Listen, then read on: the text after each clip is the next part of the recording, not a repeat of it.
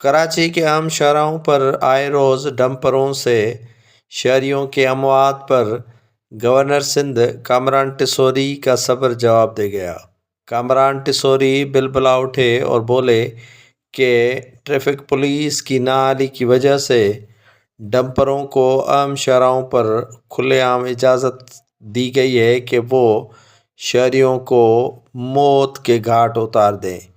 آئے روز ٹریفک حادثات ہو رہے ہیں۔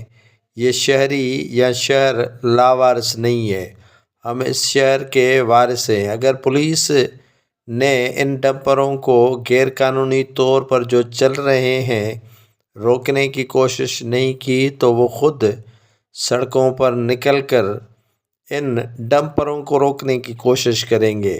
گورنر کامران ٹیسوری کا کہنا ہے کہ وہ governor house, D I G traffic اور آئی جی سندھ